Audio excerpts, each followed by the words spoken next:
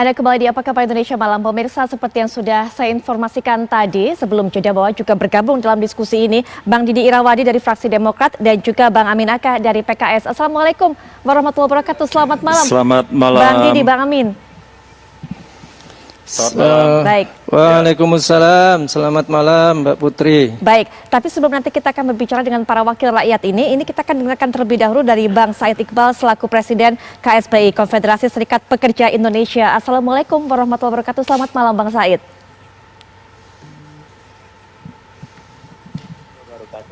Baik, Bang Said, tadi siang kabarnya dipanggil oleh Presiden Jokowi juga terkait dengan disahkannya rancangan Undang-Undang Cipta Kerja ini. Mungkin bisa diberikan informasi kepada kita semua apa yang diperbincangkan dengan Pak Presiden, Bang Said?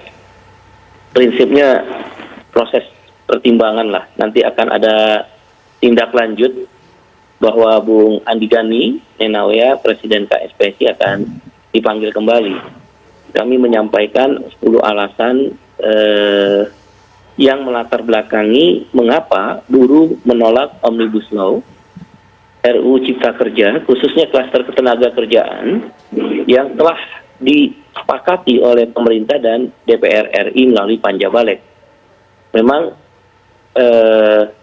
follow up-nya nanti akan di-follow up oleh Bung Andi Gani. Demikian, Pak. Baik, tapi Bang Said, ini kemudian sudah disahkan Undang-Undang Cipta Kerja ini termasuk juga mengenai klaster ketenaga kerjaan.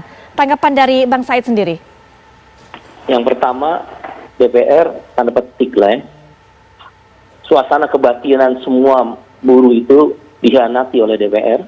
Kami masuk di tim perumus, berusaha memberikan masukan-masukan kepada DPR, dan Panja Balek, setiap fraksi, pimpinan Panja Balek, bahkan Wakil Ketua DPR, merespon masukan-masukan kami. Bahkan dalam daftar implementasi masalah 7 fraksi, kembali semuanya ke Undang-Undang Nomor 13 2003. Kami punya data otentik dokumennya. Dan 2 fraksi yang tidak kembali pada Undang-Undang Nomor 13 2003. Tapi apa daya, apa lacur, hanya dalam waktu 5 menit, harapan kaum buruh dihancurkan oleh DPR. Memang ada 1, 2, 3 orang anggota Panja Balek yang kritis. Tapi apa daya, kekuatan kan di fraksi. Fraksi telah tanda petik sekali lagi mengkhianati dan membohongi hak rakyat dalam memperjuangkan Omnibus Law, khususnya para buruh. Dan kalau pemerintah memang memaksa, kejar tayang sinetron.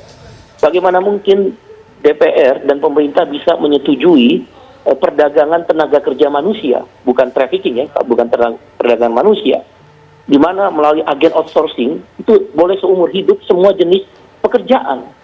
Nanti sekarang saja hasil penelitian Federasi Serikat Pekerja Metal Indonesia (FSPMI) 2-3 tahun yang lalu bersama Fredrik Ebert Stiftung dari Jerman, itu ditemukan karyawan kontrak dan karyawan outsourcing itu 60-70% di 3 provinsi yang basis industri, Jawa Barat, Jawa Timur, dan Kepri, Batam terutama.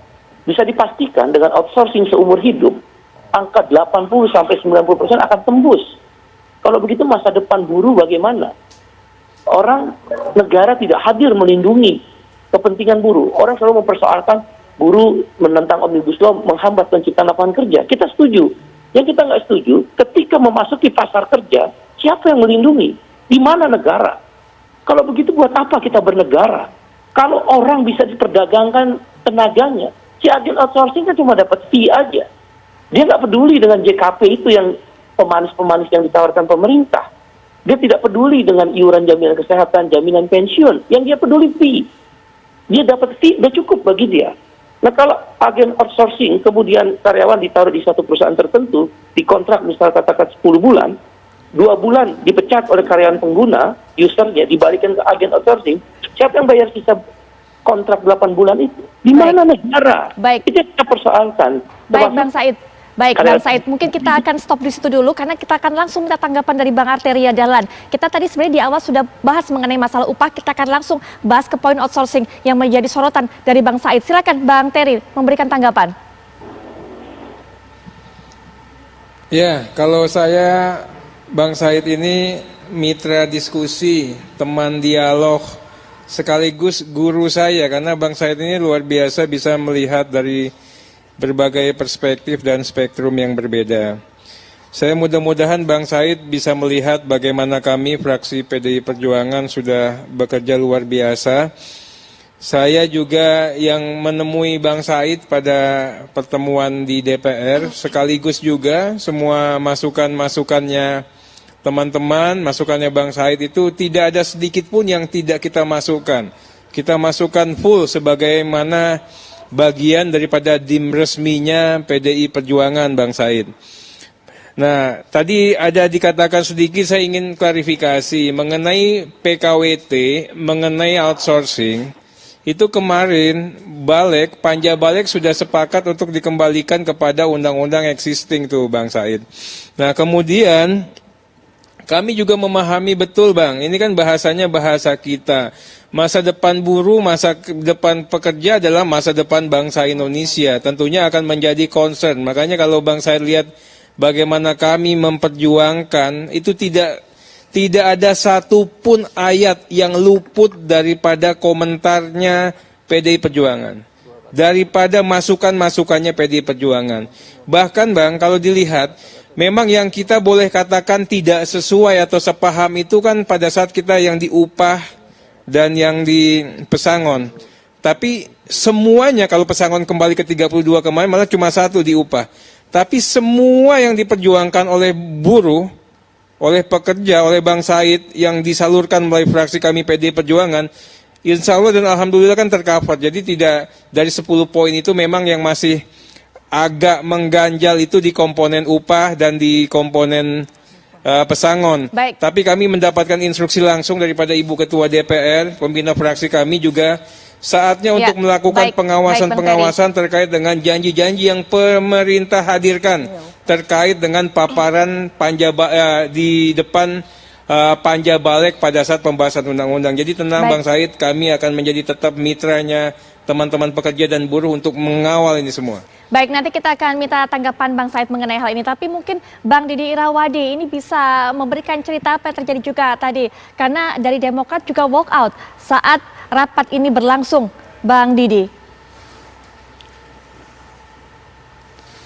Jadi begini, tadi kami berjuang sampai detik-detik terakhir ya. Jadi pada saat akan diambil keputusan final oleh pimpinan dan dihadiri oleh pemerintah, kami masih berjuang untuk bisa dilakukan musyawarah dan mufakat ya. Prosedur itu dilakukan. Mengingat bahwa penolakan yang luar biasa terhadap undang-undang ini sangat dahsyat ya. Dari para pekerja, dari buruh dan dari berbagai pihak. Sehingga seharusnya ruang aspirasi itu dibuka seluas-luasnya. Sekalipun ini paripurna, justru disinilah diberikan ruang. Dan kami meminta melalui tadi Pak Beni Harman untuk mekanisme sebelum pengambilan keputusan dilakukan musyawarah mufakat, tetapi pimpinan tetap bertahan ingin mengetok palu. Ini kan jelas tidak fair, tidak adil di sini ya. Padahal jika musyawarah dan mufakat itu pun tidak berhasil, maka ada mekanisme terakhir melalui voting. Harus tetap diberikan ruang.